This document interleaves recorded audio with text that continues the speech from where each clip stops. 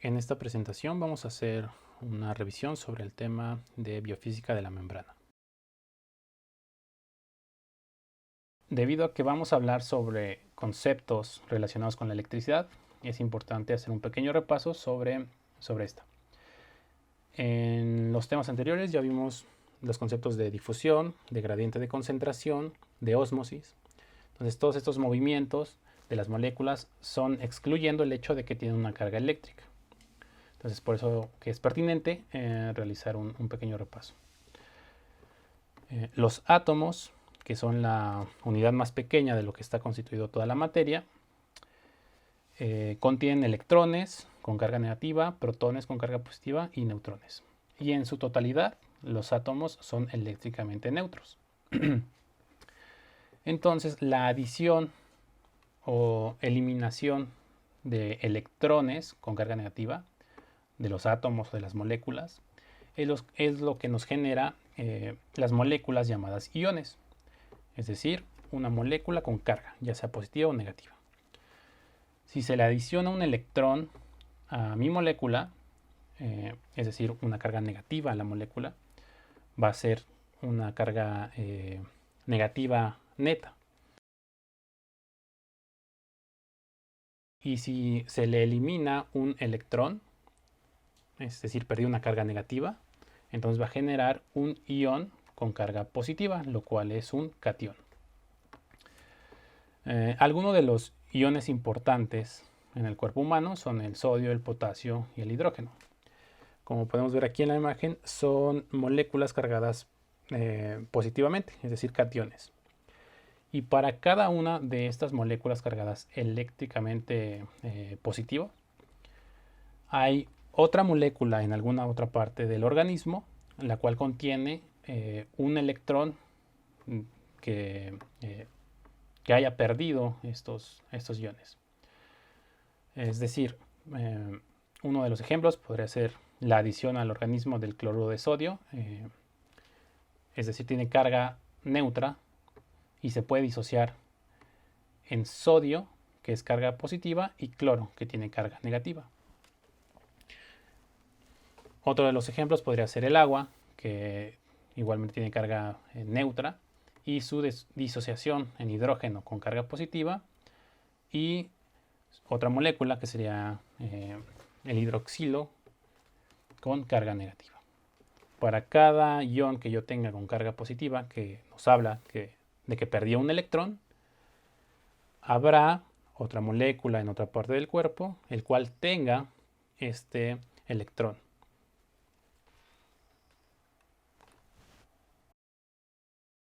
Algunos de los principios importantes sobre la electricidad de los sistemas fisiológicos son estos 4 que tenemos aquí. La primera es la ley de la conservación de la electricidad.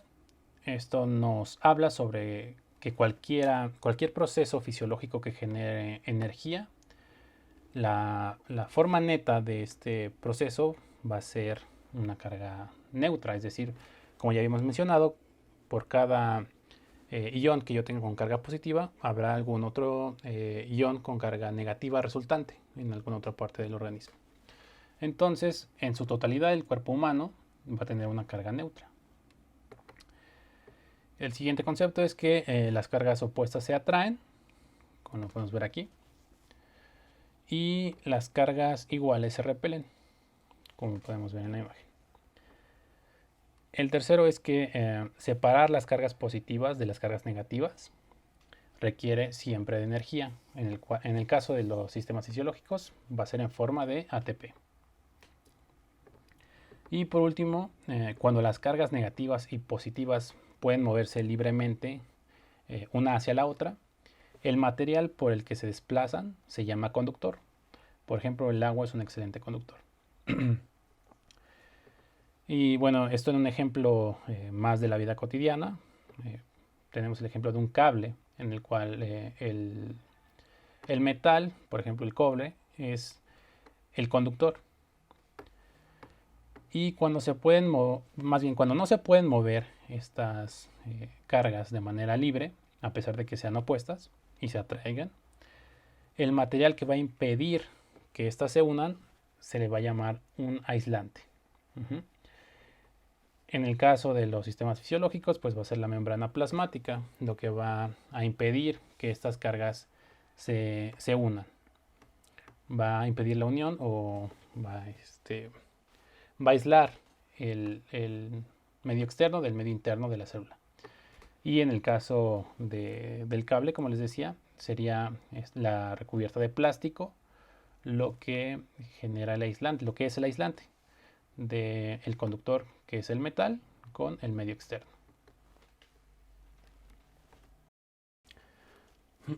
Antes de hablar del potencial de membrana y de los iones específicos que contribuyen a él, tenemos que hablar de cómo se genera, de cuál es el origen de este potencial de membrana. Y en esta imagen, de forma experimental, tenemos una membrana plasmática, la cual es impermeable a iones positivos y iones negativos.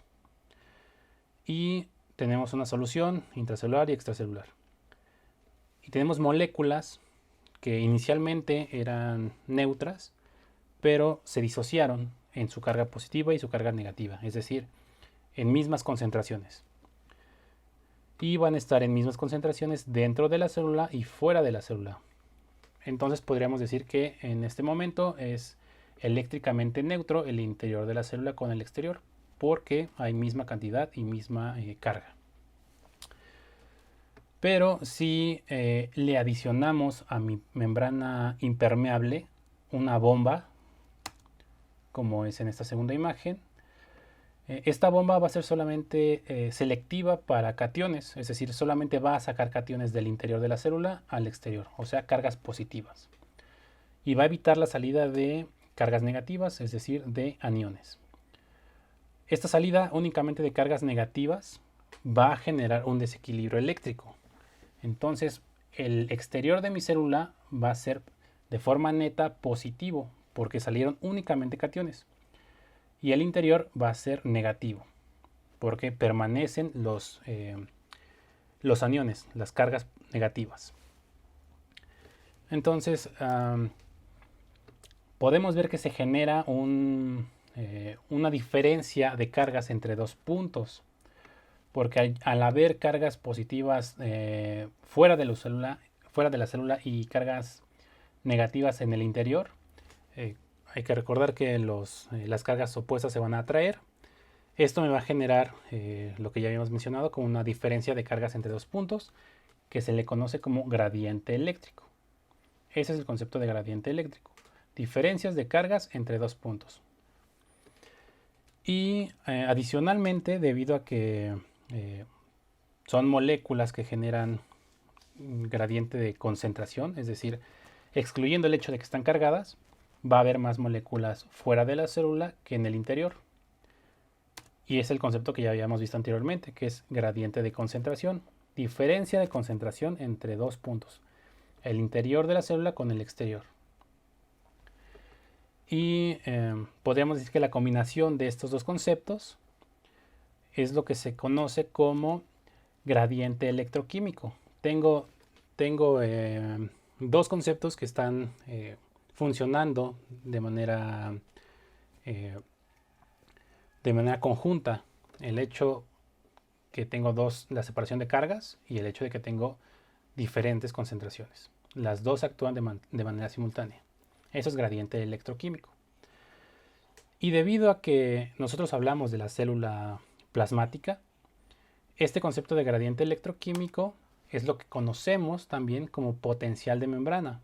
La diferencia en concentraciones y cargas a través de la membrana. Es el potencial de membrana. Es lo mismo. Y entonces, para desglosar este concepto de potencial de membrana en reposo, es importante mencionar que hace referencia a que es en reposo debido a que nos habla de hecho, en todas las células del organismo van a tener una diferencia de cargas debido a los componentes que hay en el líquido intra y extracelular.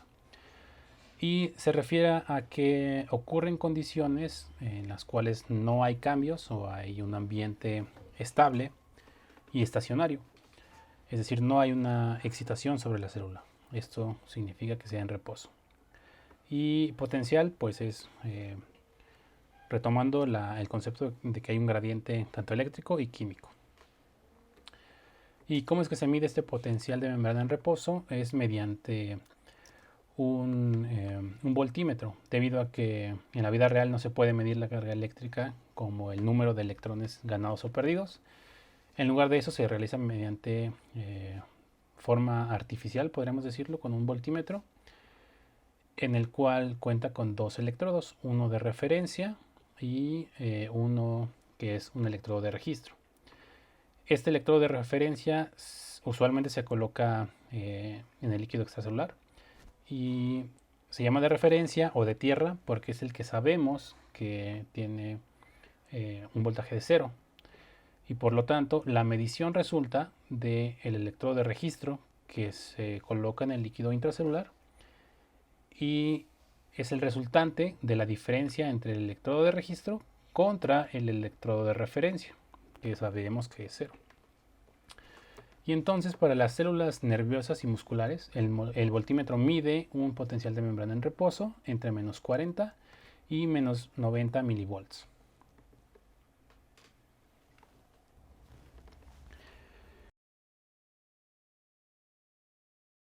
Para hablar del potencial de membrana en reposo, también tenemos que saber cuáles son los iones que contribuyen principalmente a él, y es el potasio.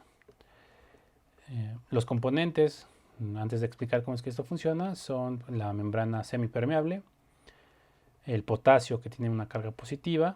Hay que recordar que hay mayor concentración intracelular de potasio que fuera, y también que dentro de la célula hay proteínas que no difunden por la membrana plasmática.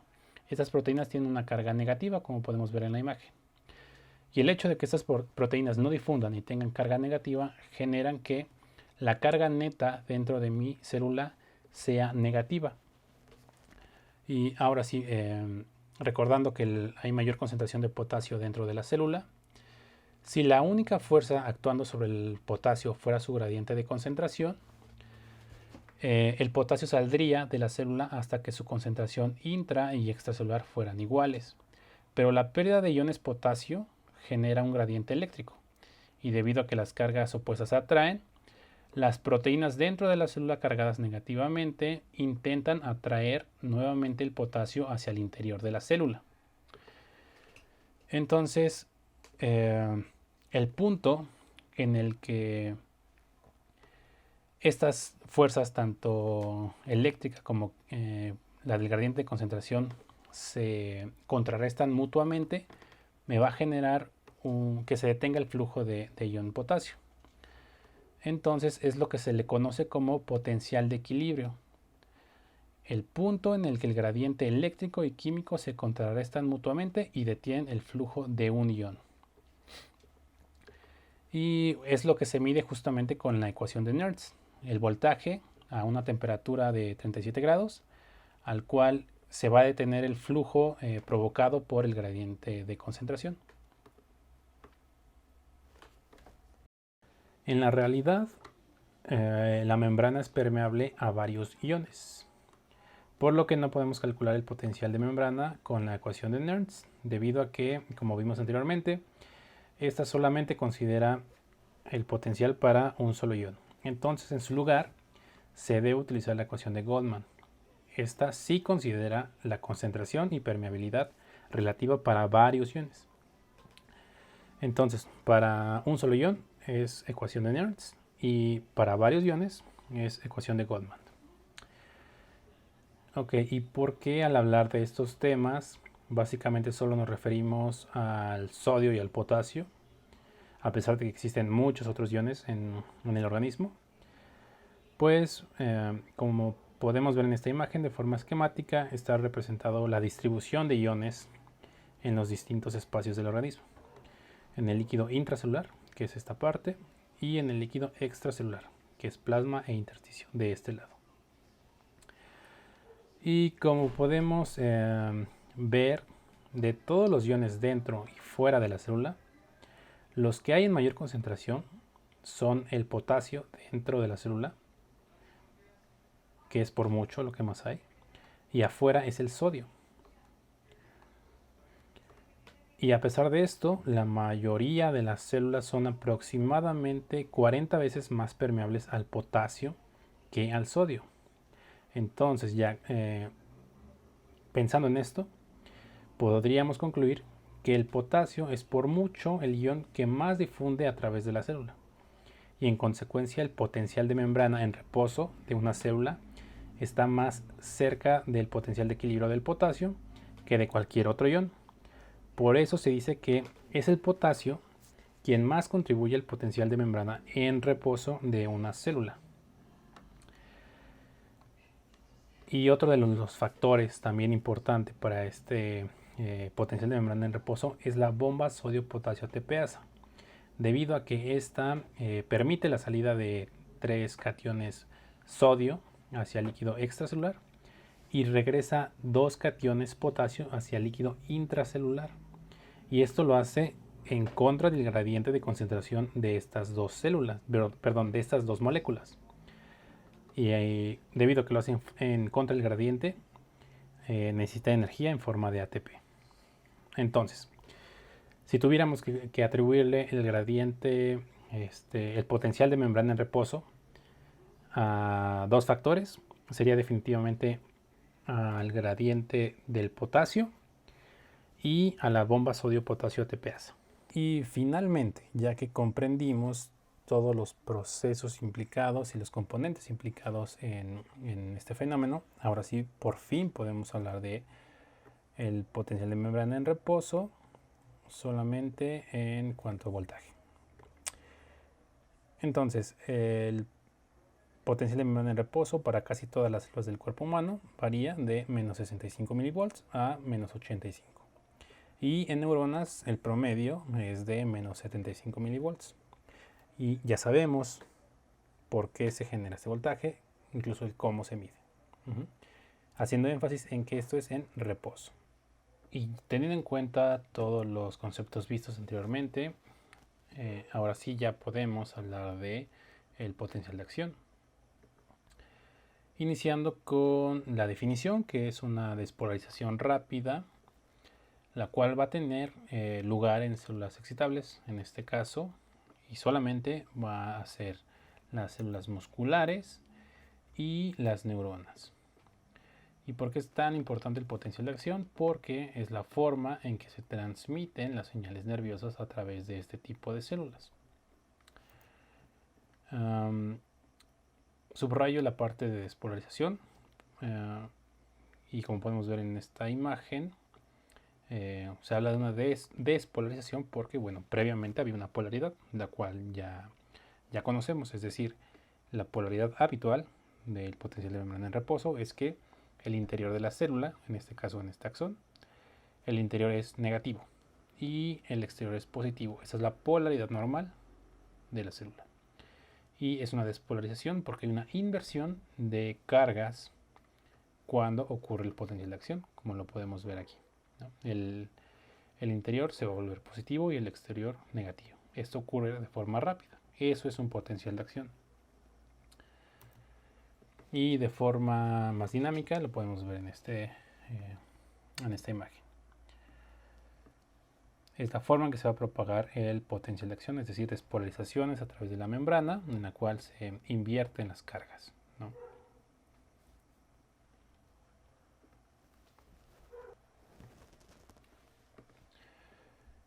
Y antes de hablar de forma específica de todos esos fenómenos y componentes de los potenciales de acción, la forma más general de entenderlo es mediante este esquema, que es lo que debemos de tener en mente en todo momento cuando se habla de potencial de acción.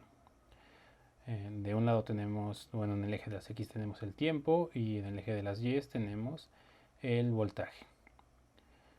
Y tenemos estas tres características de forma más general.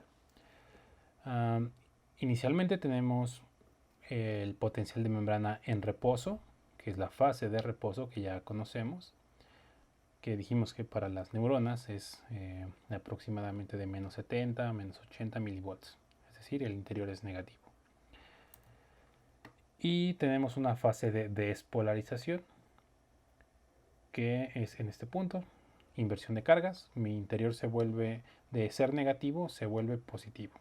Esa es la despolarización, ocurriendo lo que ya habíamos mencionado. Posteriormente ocurre la repolarización de que el interior se vuelva positivo de más 40 milivolts, regresa, se repolariza, nuevamente el interior se vuelve negativo otra vez y vuelve nuevamente al estado de reposo. Este es el esquema en el cual siempre debemos de pensar cuando se habla del potencial de acción.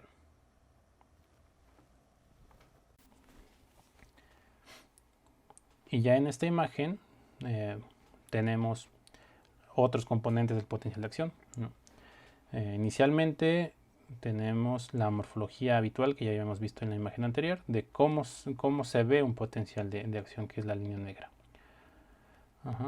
Otra vez retomando, en el eje de las X es tiempo en milisegundos y en el eje de las Y tenemos el voltaje. ¿Del voltaje de qué? Es del interior de la membrana respecto al exterior.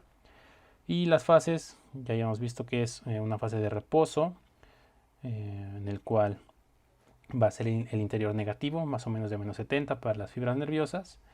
Una despolarización, es decir, que mi interior de la célula va a pasar de ser negativo a ser positivo.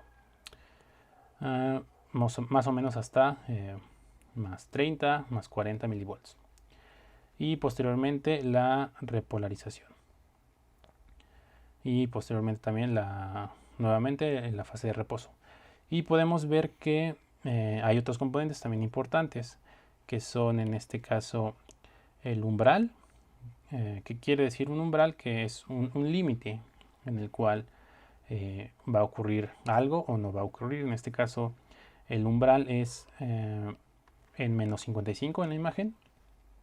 Entonces, si hay un estímulo que me genere una despolarización lo suficientemente grande como para llegar al umbral, va a ocurrir lo que se conoce como la ley de el todo o nada. Entonces, en esta ley del todo o nada nos dice que una vez llegando al umbral se va a generar el potencial de acción, se va a generar la despolarización. Cualquier estímulo por debajo de ese voltaje no me puede generar un potencial de acción. Eso es la ley del todo o nada.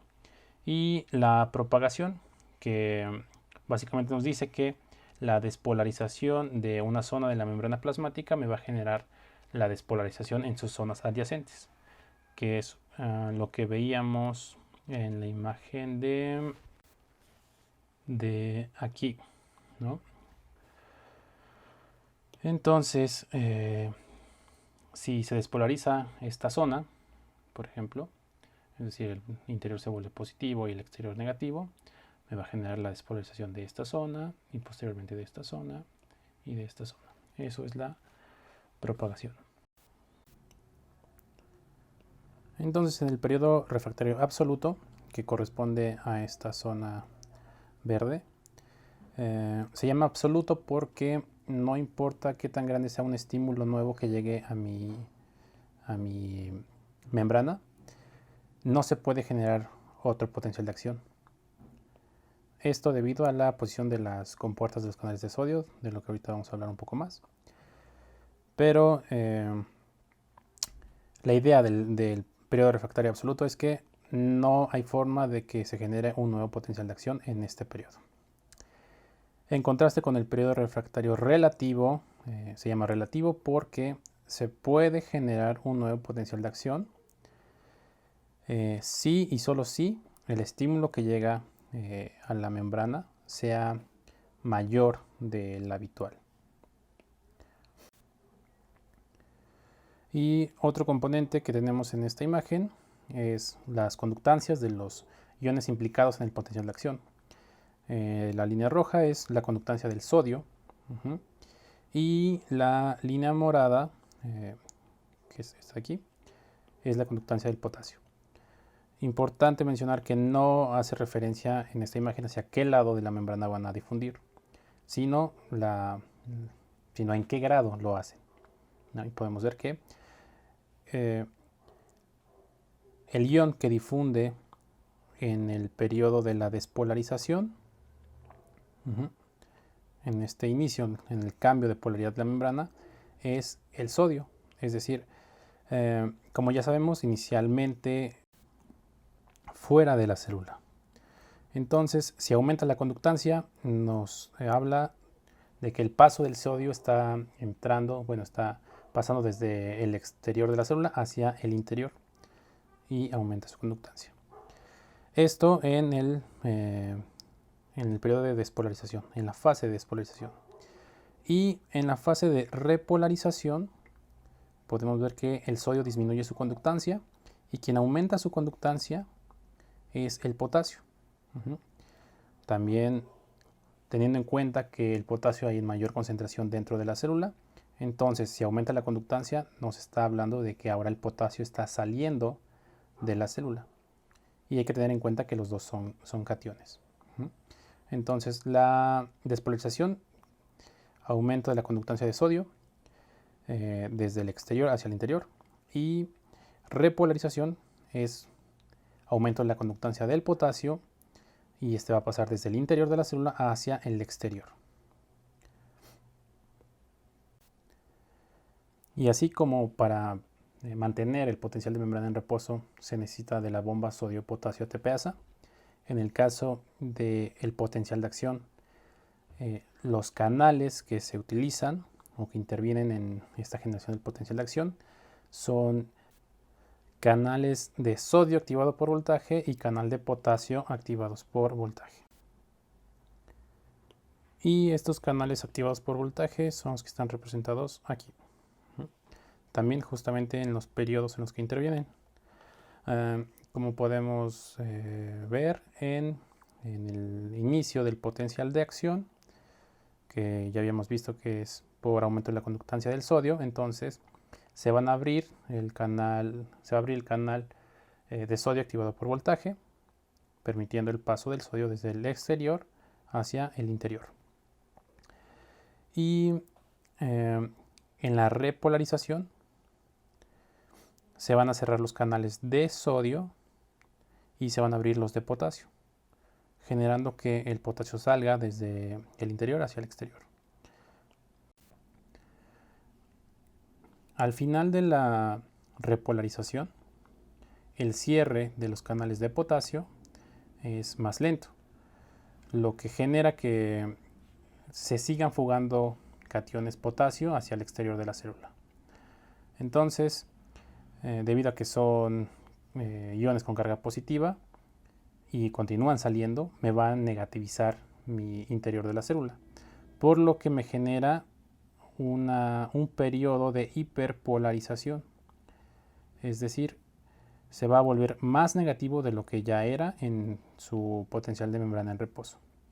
Una vez que se cierran los canales de potasio finalmente, ahora sí se restablece el potencial de membrana en reposo que estaba en el inicio. Y la razón por la que existe un periodo refractario relativo es por los canales de sodio activados por voltaje. Estos canales de sodio activados por voltaje están compuestos por una compuerta de activación y una compuerta de inactivación. En el estado de potencial de membrana en reposo se va a encontrar de esta forma, es decir, la compuerta de activación va a estar cerrada y la compuerta de inactivación va a estar abierta. Debido a que una está cerrada, no va a permitir el paso de iones potasio. Y en el caso de que se genere un potencial de acción y con un voltaje de menos 90 a más 35, este voltaje va a tener acción sobre las dos compuertas. Va a abrir la de activación y va a empezar a cerrar la de inactivación. Pero la velocidad en que se abre la de activación es mucho más rápida de lo que se empieza a cerrar la de inactivación. Entonces, entre que una permanece abierta y la de inactivación se empieza a cerrar, es el tiempo en el que ocurre la despolarización. Y en el periodo de repolarización, lo que va a ocurrir es que finalmente se logra cerrar la de inactivación y va a impedir el flujo de iones sodio hacia el interior de la célula. Y debido a que esta compuerta de inactivación no se puede abrir a menos que el potencial de membrana vuelva al de reposo de -90, no hay forma de que otro estímulo, por más grande que este sea, me genere un nuevo potencial de acción. Como ya habíamos mencionado, los potenciales de acción solamente se pueden generar en tejidos excitables, como son las neuronas y el músculo. En este caso tenemos el ejemplo de las neuronas. Y bueno, recordando un poquito las partes que lo conforman, que es el soma, sus dendritas y un único axón. En este axón de la neurona podemos ver el fenómeno del que hablábamos anteriormente, que es la propagación. Habíamos dicho que significaba que el hecho de que se despolarizara una zona de la membrana, esto me iba a generar la despolarización de zonas adyacentes. Esto pensando en que es una fibra no mielinizada. Hay que recordar que los axones de las neuronas pueden estar mielinizados. Esto debido a que las células de Schwann, las cuales contienen esfingomielina, que es un aislante, va a rodear varias veces el axón.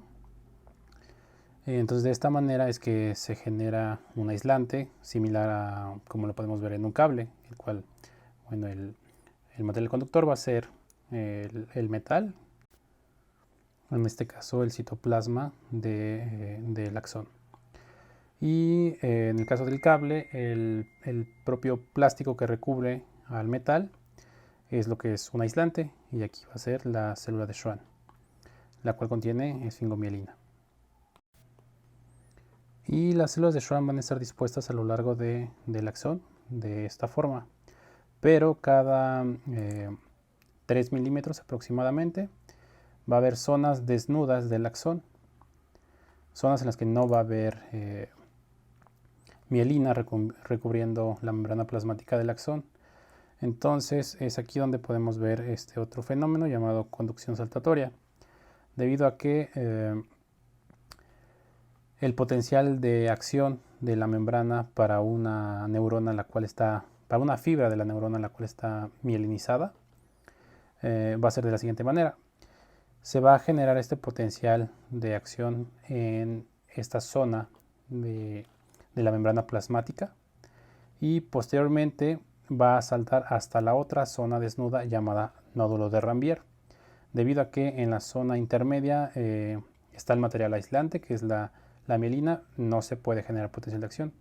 Entonces los potenciales van a saltar de nódulo de Rambier en nódulo de Rambier. ¿Y cuáles son las ventajas de que haya nódulos de Rambier y vainas de mielina? Pues que la conducción va a ser mucho más rápida. Se dice que hasta 50 veces más rápida que la conducción en una célula mielinizada que en una no mielinizada. Y también el ahorro de energía, ya que se están evitando todos estos puntos en los cuales si no hubiera vainas de mielina también se tendrían que despolarizar y generar un cambio de gradiente de iones.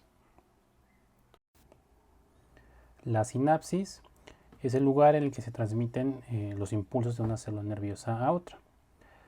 Es importante porque es la forma en que las células excitables se van a comunicar. Y tenemos dos tipos de sinapsis, la sinapsis química y la sinapsis eléctrica. Y la forma en que actúa o cómo funciona la sinapsis eléctrica es, bueno, con los componentes que ya habíamos dicho, es una célula presináptica y una postsináptica. En este caso podemos ver que están unidas prácticamente la célula presináptica con la post. Esto mediante una unión en hendidura y conexinas, que son proteínas que funcionan como canales, como si fueran tubos a través de los cuales se conecta el citoplasma de la célula presináptica con el de la célula postsináptica. Esto se traduce en que cualquier impulso que venga de la presináptica va a tener un potencial de acción corriendo por toda la membrana hasta llegar al botón sináptico, y debido a que en el citoplasma se genera un cambio de polaridad, va a generar que este citoplasma y este cambio se genere también a través de la célula postsináptica, a través de estas conexinas. Y es el tipo de sinapsis que ocurre principalmente en músculo cardíaco y la mayoría de los tipos de músculo liso, y en algunos tejidos nerviosos también. Y la sinapsis química, que es la principal forma en que se comunican las neuronas, estas van a utilizar neurotransmisores. De igual manera es una célula presináptica y una postsináptica. Estas no están unidas debido a que hay un espacio entre ellos llamado espacio sináptico. Entonces, de igual manera, nuestro potencial de acción que provenga de la célula presináptica llegará al botón sináptico, y en este caso va a liberar moléculas llamadas neurotransmisores o neuromoduladores.